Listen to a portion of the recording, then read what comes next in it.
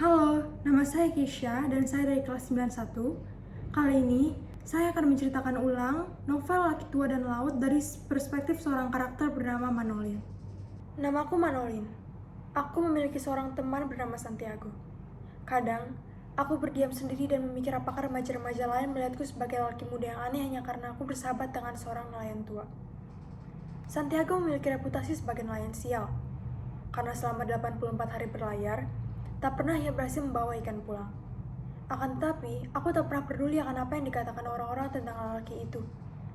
40 hari pertama aku temani sahabat itu berlayar. Namun tetap pada hari terakhir kami tidak berhasil mendapatkan seekor ikan pun. Karena itulah orang tuaku memutuskan bahwa lebih baik untuk diriku pergi mengikuti perahu lain yang sudah berhasil mendapat banyak ikan. Betapa sedihnya hatiku harus meninggalkan Santiago. Menurutku, Santiago adalah keluarga. Aku sudah menganggapnya sebagai sosok ayah kedua dalam kehidupanku. Tak tega aku melihatnya setiap hari turun dari perahu yang kosong, dengan kondisi badan yang kurus kering serta kulit pucat keriput. Kuringankan bebannya dengan membawa gulungan tali, tombak, serta layar tiang perahu. Santiago, panggilku. Aku akan ikut bersamamu berlayar lagi. Senang sekali rasaku mendapat ilmu dari engkau, ujarku. Akan tetapi, sepertinya lelaki itu tahu bahwa aku sudah bergabung dengan perahu yang beruntung dan melarangku untuk mengikutinya. Inilah yang kusuka dari Santiago. Ia selalu ingin yang terbaik untuk diriku. Walaupun dalam pikiranku, yang terbaik adalah bersamanya. Sore itu, kami pun memutuskan untuk menyantai di teras sambil meminum bir. Banyak sekali olokan-olokan yang didapatkan lelaki itu dari para nelayan lain. Dan tak satu pun dari olokan itu membuat Santiago marah. Hal seperti inilah yang membuatku kagum dengan lelaki ini. Tak pernah sekalipun ia terjatuh atau menyerah oleh omongan orang lain. Sembari bersantai, aku tawarkan untuk membeli laki itu sarden untuk persiapan makanannya esok sebelum memancing. Aku ingin melakukan hal ini sebagai jasa terakhirku kepadanya sebelum ia pergi meninggalkanku berlaut sendirian. Tetapi Santiago menolak dan menyuruhku main bisbol. Kau punya ayah ibu, dan kau sedang berada di kapal yang beruntung, ujarnya. Ia tak pernah ingin membuatku merasa terbebankan. Padahal aku memang mau membantunya dengan sepenuh hatiku karena aku peduli kepadanya. Kami pun berbincang tentang saat pertama kalinya Santiago membawaku bersamanya di dalam perahu. Memori itu adalah memori yang tak akan pernah aku lupakan dan selalu aku ingat sejak pertama kali aku pergi bersamanya. Memori yang penuh ketegangan dan sukaria, di mana aku nyaris terbunuh saat Santiago berhasil menangkap ikan ganas yang merobohkan perahu sampai berkeping-keping. Ku ingat sekali di saat kau melamparku ke tempat gulungan tali-tali basah dan aku menyaksikan seluruh bagian perahu bergetar, kataku kepadanya. Aku pun memutuskan untuk membelikannya 2 ekor umpan. Setelah itu, ku bertanya lagi, kemana kau akan pergi? Sambil mencoba menutupi kesedihan yang dalam kurasakan. Santiago menjawab bahwa ia akan pergi jauh ke tengah di mana angin berubah arah. Dan aku berinisiatif juga untuk berperahu jauh ke tengah agar dapat membantunya saat kesusahan. Setelah sekian lama, akhirnya kami memutuskan untuk pulang ke rumah. Sambil membawa semua peralatan dari perahu, kami berjalan menuju gubuk milik Santiago. Letakkan kotak dan peralatan lainnya pada dinding. Tiang perahu Santiago hampir mencapai panjangnya satu ruangan dalam gubuk itu. Gubuk itu terbuat dari serat tanaman palm raja yang dinamakan guano dan diisi dengan sebuah tempat tidur, sebuah meja, satu kursi, dan satu lantai kontor yang digunakan untuk mengolah bahan bakar arang. Santiago hidup sendiri. Ia tak punya siapa-siapa lagi kecuali aku. Istrinya sudah pergi dahulu meninggalkannya sendirian. Santiago sering bercerita padaku bahwa setiap kali ia memandang foto istrinya, ia malah merasa sangat kesepian. Karena itulah aku selalu mencoba untuk menemani Santiago setiap saat selagi aku masih bisa. Aku tak ingin Santiago merasa kesepian. Aku selalu berharap agar kehadiranku di hidupnya dapat membuatnya lebih semangat dan bahagia.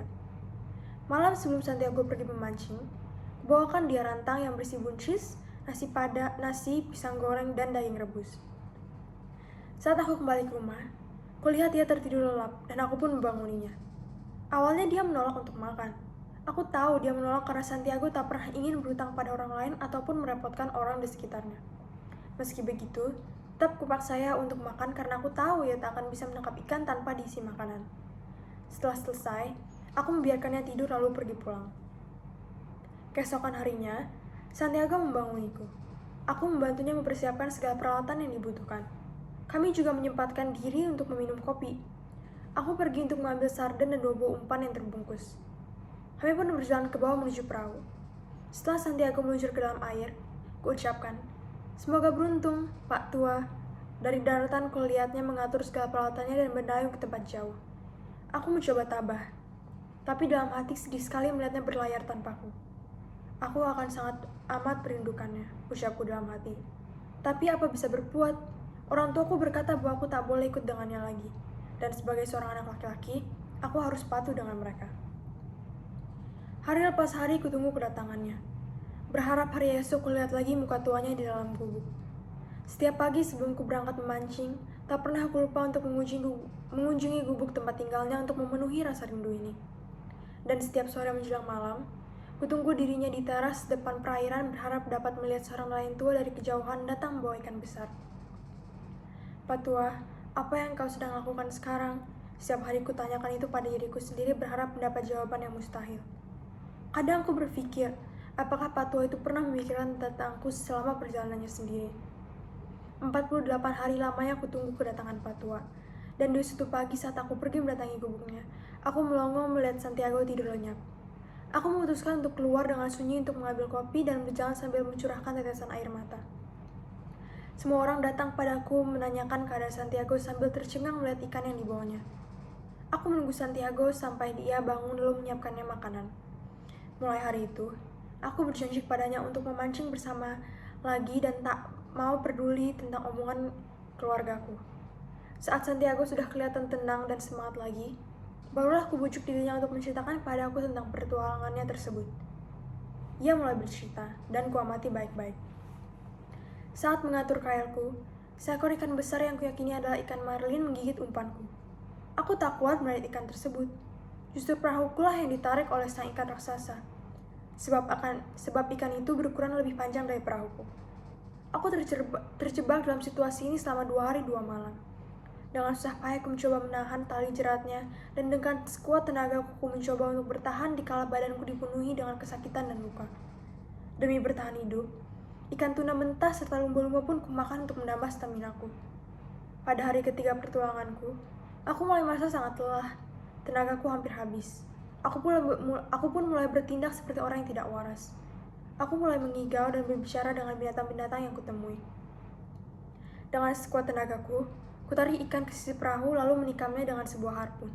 Mengakhiri perjuangan panjang sang ikan yang kuat bertahan. Aku pun mengikat bangkai ikan marlin di sisi perahu dan mulai berlayar pulang. Selama perjalanan, ikan-ikan hiu berdatangan karena tertarik dengan jejak darah yang ditinggalkan sang marlin. Ada total 5 hiu yang kubunuh dengan pisauku. Pada akhirnya, sang marlin hanya tersisa dengan kerangka tulang punggung, ekor, dan kepalanya, ujar Santiago panjang lebar. Cerita tersebut membuatku lebih kagum dan bangga lagi akan Santiago.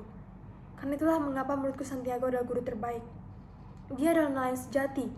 Walau dengan keadaan seperti itu, ia tetap berhasil memikirkan taktik dan cara-cara untuk berhasil membawa ikan itu pulang walau tidak dengan seutuhnya. Keteguhan dan semangat yang pantang menyerah itulah yang membuatku segan dengan sosok Pak Tua ini.